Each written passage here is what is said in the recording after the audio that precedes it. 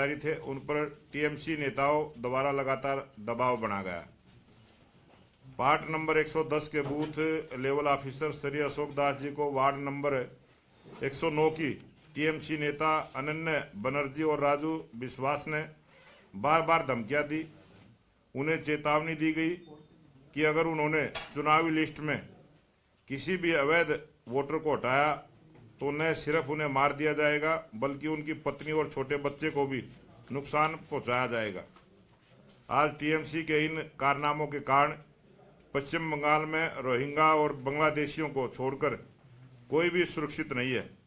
पश्चिम बंगाल और देश की जनता भी सुरक्षित नहीं है, क्योंकि ममता दीदी की सरकार रोहिंग्या बांग्लादेशी को संरक्षण प्रदान कर रही है।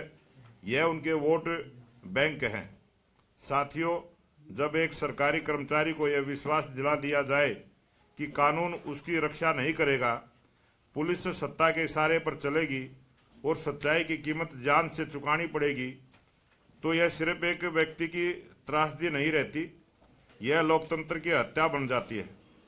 लगातार मानसिक दबाव, भय और असुरक्षा के माहौल में श्री अशोक दास जी को उस कगार पर ला खड़ा किया गया जिसके कारण उन्होंने आत्महत्या जैसा दुर्भाग्यपूर्ण कदम उठाया।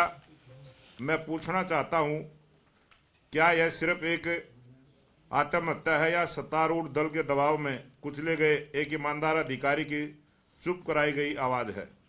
इस दुखद घटना को देखकर मैं ये कह सकता हूं कि पश्चिम बंगाल में टीएमसी की नई परिभाषा बन गई है। आज टीएमसी की नई परिभाषा है, ममता बनर्जी जी, आप खुद को लोकतंत्र की रक्षक कहती हैं, जो आज आपकी चुप्पी क्यों है? क्या अवैध घुसपैठियों को बचाने की राजनीति इतनी बड़ी हो गई है कि देश के नागरिकों, चुनाव अधिकारियों और उनके परिवारों की जान की कोई कीमत नहीं रह गई है? भाजपा यह स्पष्ट करना चाहती है कि यह लड़ाई किसी पार्टी के खिलाफ नहीं, बल्कि डर, दमन और चुनावी धोखाधड़ी की राजनीति के खिलाफ है। आज सवाल सिर्फ न्याय का नहीं है, सवाल यह है कि क्या बंगाल में सच बोलने की इजाजत बचेगी? क्या लोकतंत्र डर के साए में सांस लेता रहेगा? भाजपा इस अन्याय के खिलाफ चुप नहीं बैठेगी। हम श्री अशोक दास जी को न्याय दिलाने और पश्चिम बंगाल को भयमुक्त बनाने तक यह संघर्ष जारी रखेंगे।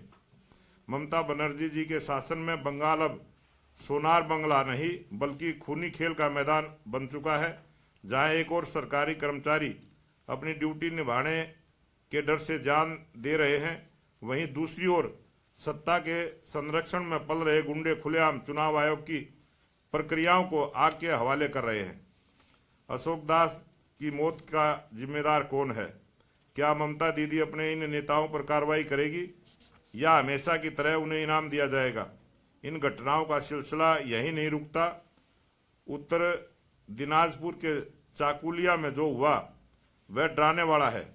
वीडियो कार्यालय में एसआईआर की सुनवाई के दौरान टीएमसी के उपद्रवियों ने कार्यालय को फूंक दिया, मशीनें तोड़ दी और अधिकारियों पर हमला किया।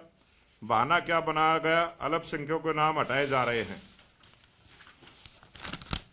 सच तो यह है कि टीएमसी अवैध घुसपैठियों और फर्जी मतदाताओं के दम पर चुनाव जीतना चाहती है। जब चुनाव आयोग इन फर्जी नामों को हटाने की प्रक्रिया शुरू करता है तो टीएमसी हिंसा पर उतार आती है। यह तुष्टीकरण की राजनीति का सबसे बड़ा भयावह चेहरा है, जहां वोट बैंक को बचाने के लिए पूरे संवैधानिक ढांचे को आग लगाई जा रही है। पश्चिम बंगाल में कई वर्षों से मतदाता सूची में लाखों अवैध नामों के आरोप लगते रहे हैं। कई रिपोर्ट बताती हैं कि वर्ष 2011 से 2019 के बीच पश्चिम बंगाल में घुसपैठ की संख्या में भारी वृद्धि हुई। टीएमसी वर्षों से रोहिंग्या और बांग्लादेशी घुसपैठियों को संरक्षण देकर उन्हें वोट बैंक में बदल रही है।